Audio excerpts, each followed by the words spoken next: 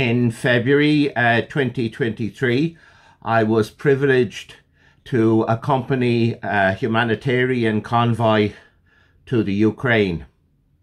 Why did I do it? Well, two main reasons.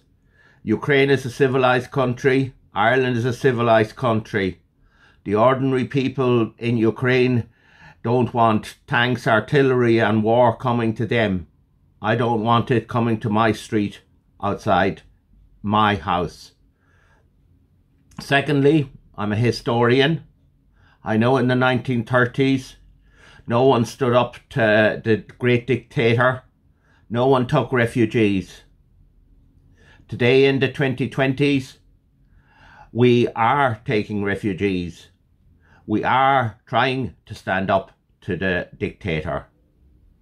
I am happy to have taken a stand because it's important we all take a stand today, because if not, worse things will happen.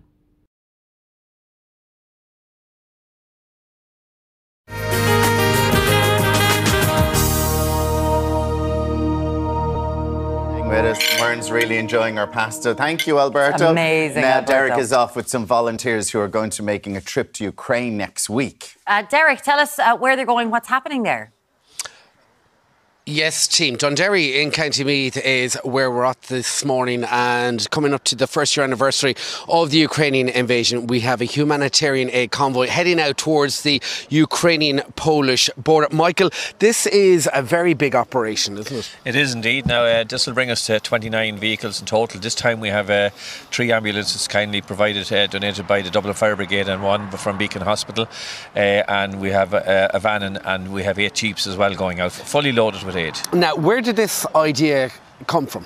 It was a nirvana moment, I suppose. Way back at the start of the invasion, we were over in Berlin, myself and my partner Orla, and we seen, if you remember the scene in Schindler's List, the little girl in the red coat. Well, we seen hundreds of them coming off the train stations with their pets sticking out of their jackets, running away from the war.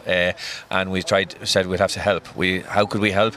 When it got to Ireland, we got word that they needed 4x4s to get people out of harm's way and to bring supplies around, and then of course the ambulances, the hospitals are being hit out there and everything. So that's where we got the whole thing from. Let's talk about the supplies that you're bringing out. Oh, we're bringing everything from generators, medical supplies, scoop boards, spinal boards, walking aids, frames, crutches, all kinds of generators is a big thing. We've sent out several generators already, and we're bringing 16 on this trip alone. Hospital mattresses, everything to provide aid in every which way, including the vehicles themselves. Yeah, the vehicles themselves. So you're actually donating 4 ambulances, 3 of them which came from the Dublin Fire Brigade. Dublin Fire Brigade, yeah, and 1 from the Beacon Hospital.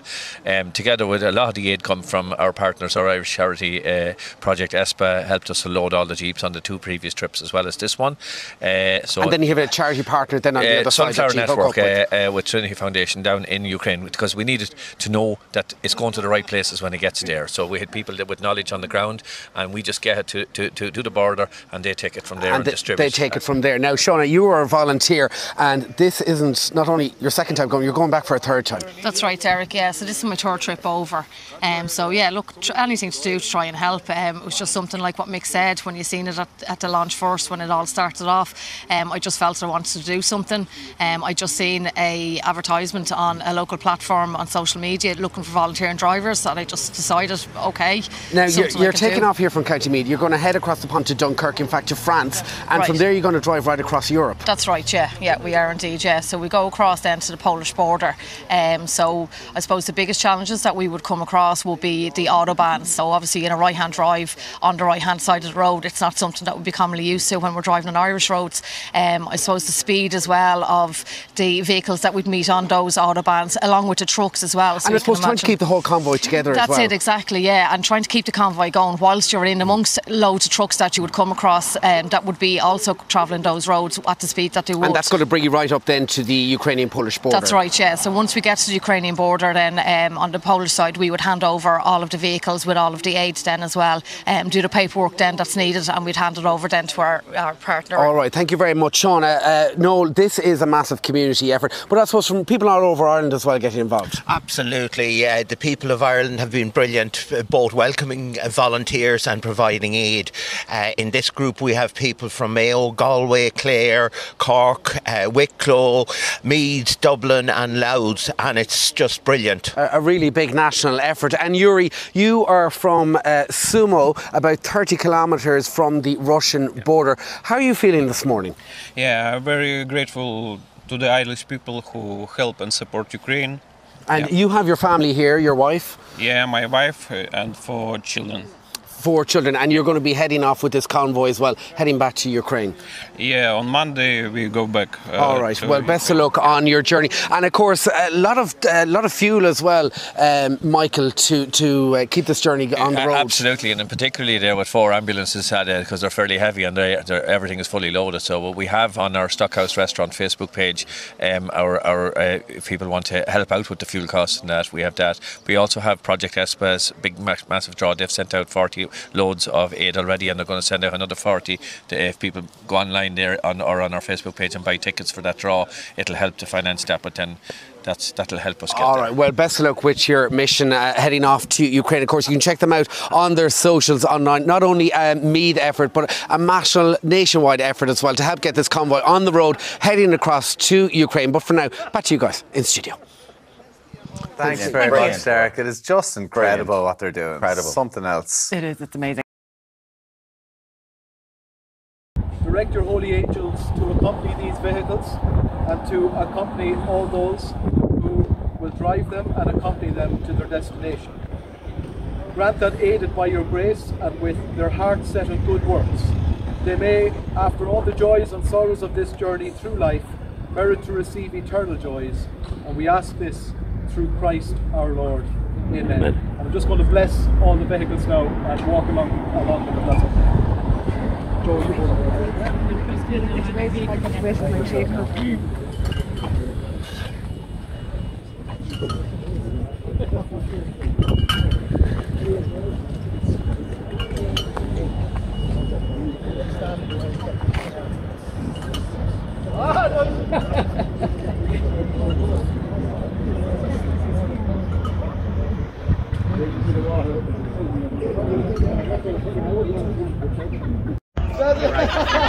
This is Councillor Nick Killeen, the first citizen of Meath, and he is sending a message out to the people of Ukraine, which I'm privileged to be able to take on behalf of the people of Meath.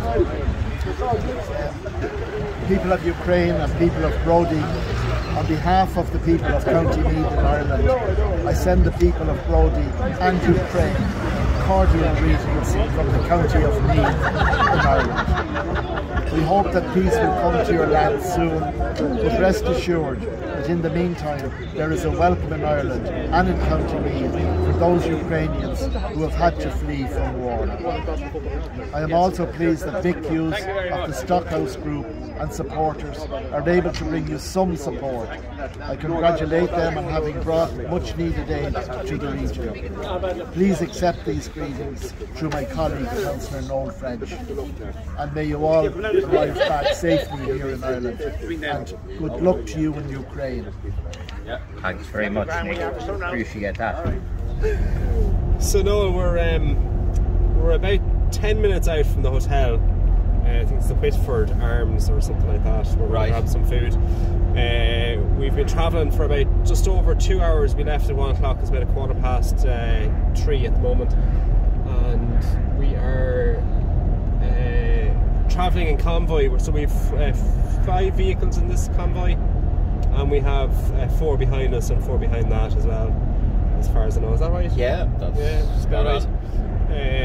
So how are you finding the driving so far? You were just in Ireland, and I'm sure you're well used to this sort of driving anyway now.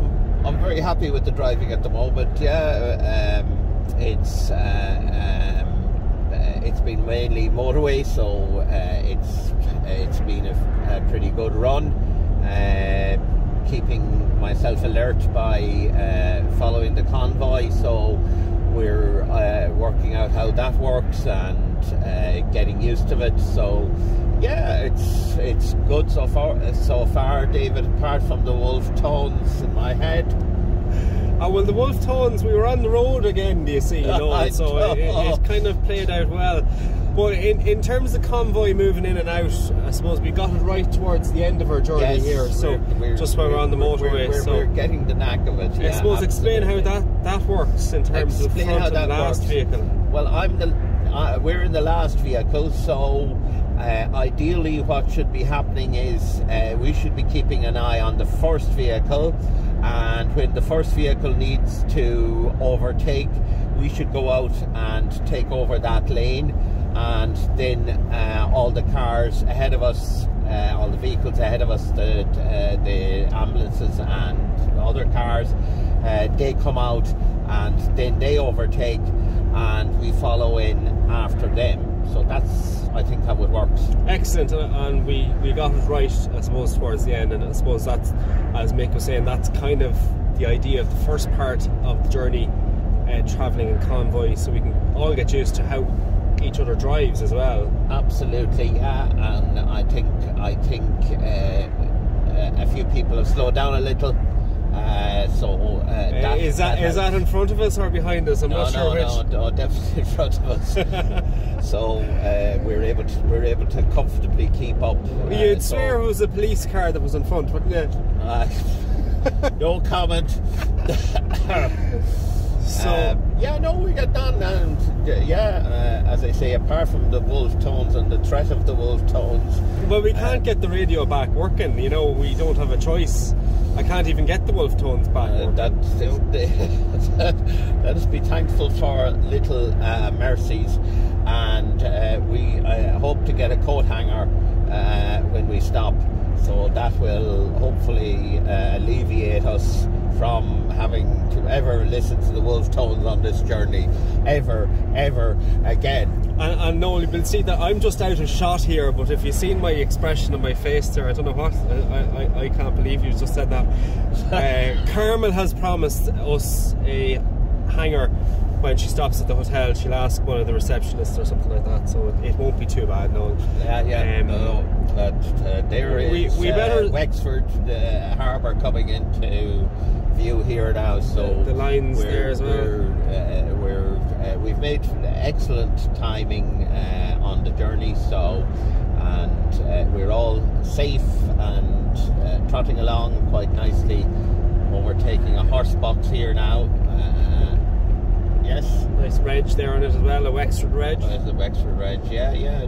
Well, I suppose. Well, I'm happy to be driving a Mead reg. This is a Mead reg, very unusual, but I think it came from the west, I think, this vehicle, but it represents the county very well. We're waiting to go down the hill in the ferry. You're looking forward to that, Noel? It's a put that very camera back big and you ship. a bit more. It's a very big ship. It's a big ship, isn't it? It's a very big ship. Yeah, and how did you find the travelling? We travelled almost over 24 hours here, I think, didn't we? Yeah, it's over 24 hours. We left about 7. We were on the boat about 7 o'clock, and we were on the boat from 8 o'clock. So we're local okay. time. It's 7 minutes past 9. Yeah. So that's an hour ahead of Ireland. Returning now in a moment. The camera's a little bit dodgy there. Fantastic. Not a massive amount of trucks here on board, or jeeps, or non-commercial vehicles. So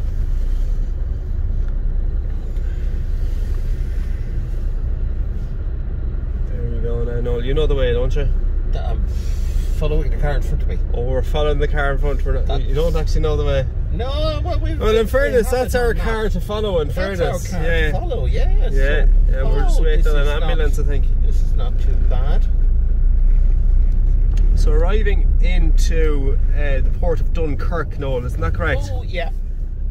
And of course that was very famous during World War II, because it was where the British Expeditionary Forces and the French armies were trapped by the Germans, and then all the little boats came over to save them.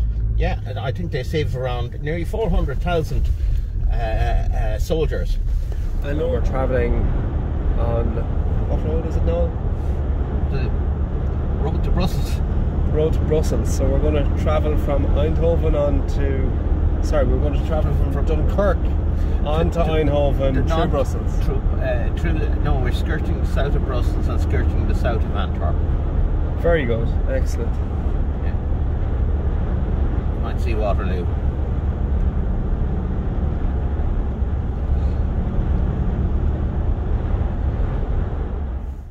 So you can see all the trucks there now that we're actually overtaking. We're still in Convoy. It actually looks like Shauna is a little bit further than we are, further away than she is, but we're doing well. We're doing well so far, anyway. Yeah, they've gone in now ahead of this next van.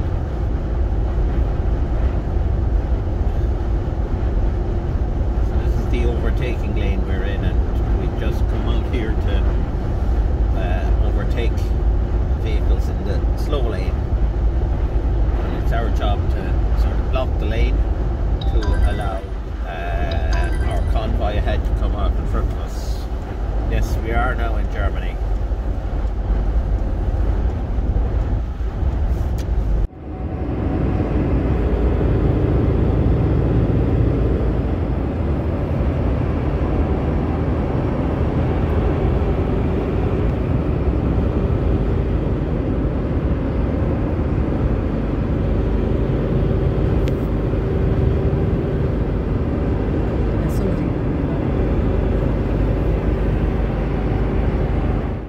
This is the journey we travelled across Europe, and then we were faced with crossing the border into Ukraine.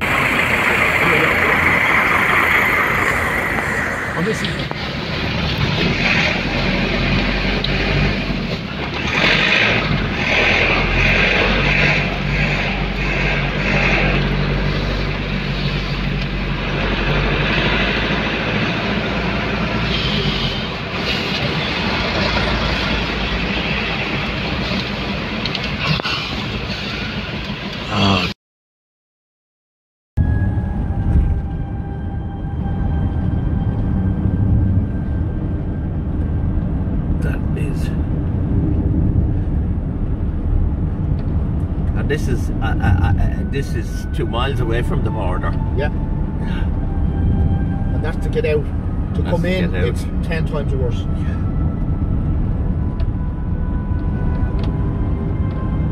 They're still going on here. Yeah. Well, you'll see it. It'll be for miles. Look at it.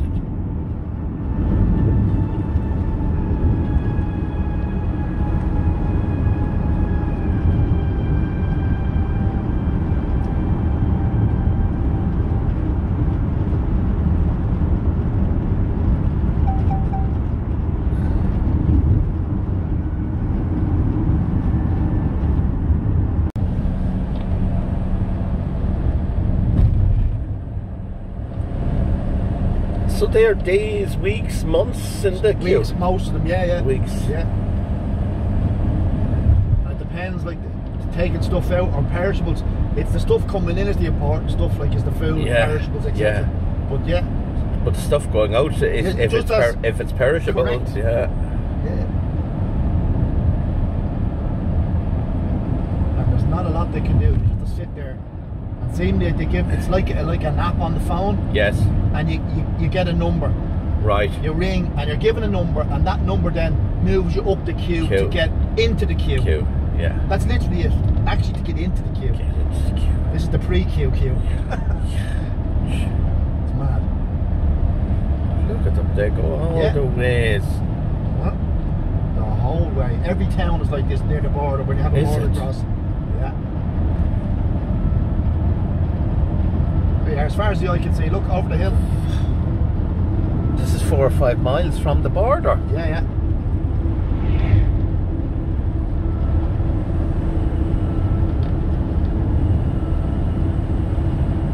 Just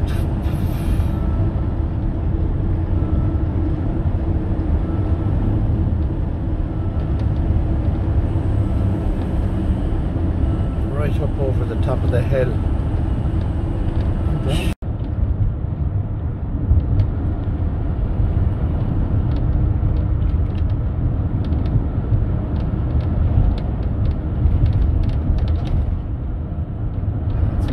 Lviv. That's Lviv there now, yeah.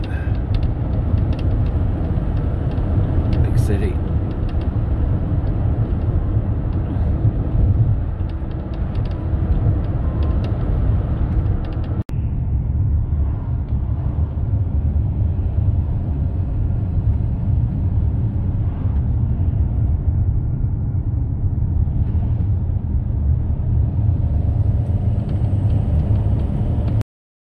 Along the roadside, we could see tank protections on every crossroads, and here we see them stretching across the fields into the woods and beyond.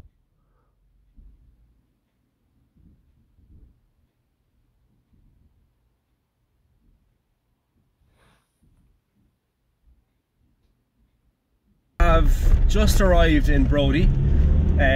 We have Noel continuing to drive here. We're after putting down his handbrake. Yes. We're travelling in convoy. We have 12 vehicles in total en route into Brodie. Edel, what have we seen so far as we arrived into Brodie? It's very sparse, actually, the land. Houses are derelict and empty. You don't really, to be fair, see a lot of kids or anything around, which is quite upsetting, because you'd think at this time of the evening they'd be all out playing on this lovely fine spring day. But yeah, we're only on the outskirts, so hopefully. Oh, there's some army men there on the left hand side and women, so probably going back to another 12-hour shift maybe. Cynical.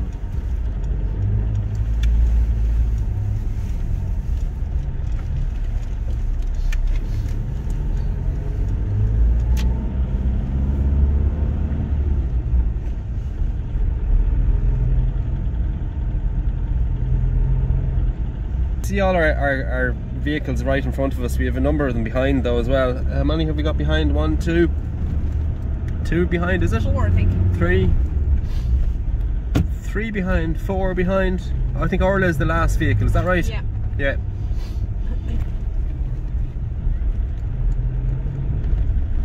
People are standing in amazement. They actually are, aren't they? The Irish flag flying in Main Street, they actually are, yeah. Wow. We're with Mayor Anatoly. Start.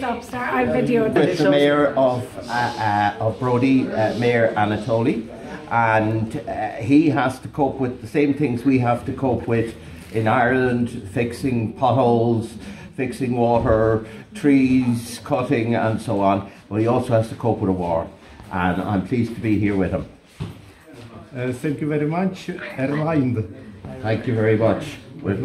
I'm truly consider you our closest friends. Я радий знову вас вітати в нашій країні, в нашому місті Броди.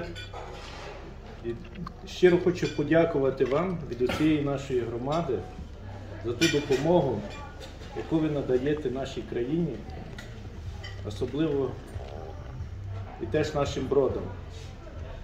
I'm happy to greet you once again in Ukraine and in Brody, and I once again want to express my gratitude for the support you have shown us in these difficult times. Привіт. Мой щасливий бути тут. Мой радий допомогти народу України. Ірландії надо Донкова, багатьом українцям бізнесом. Мой зінерпеном Czeki Amo, Spranio Miro, Daka, Slava, Ukraine.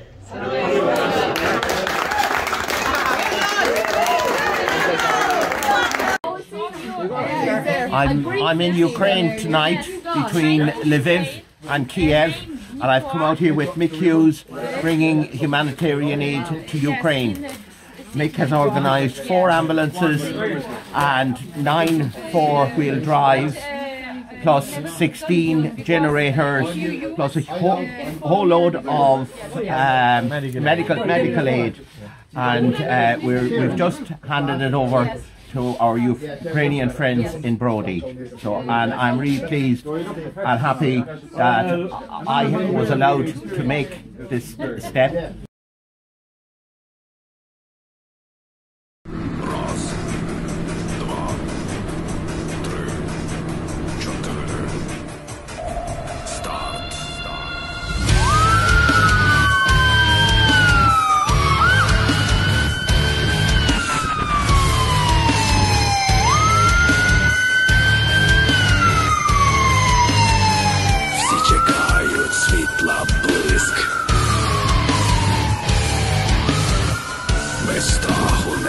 той писк. Мої очі промінь сонця. Воно стрімко йде в зеніт. Відлік враз почне весь світ. Да, слышим, это хорошо. Она где-то далеко пошла. Ага. И что? Привет. Тебя как зовут?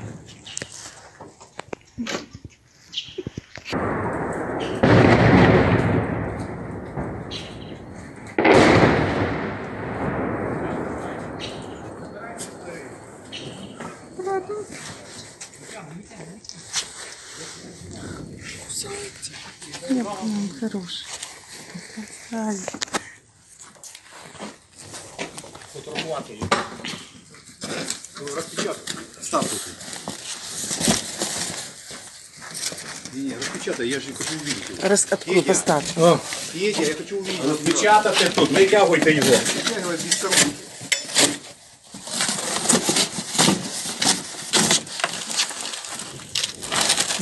Да, у меня есть уже. О, хорошо. Все там. Передаємо Інституту раку для реабілітації військових ходунки та інші візочки. Дякую фонду Тріниці. Дякуємо.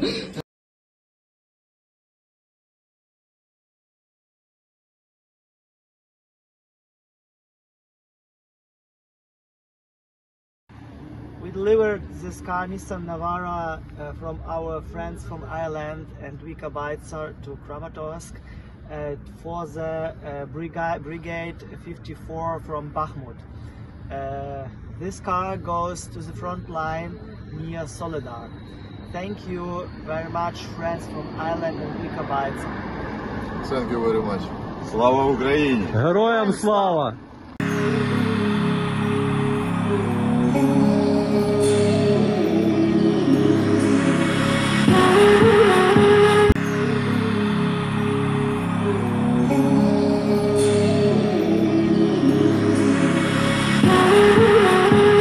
For evil to triumph, all that's required is good men to do nothing. And this is a good man, and we need to make a stand with Ukraine.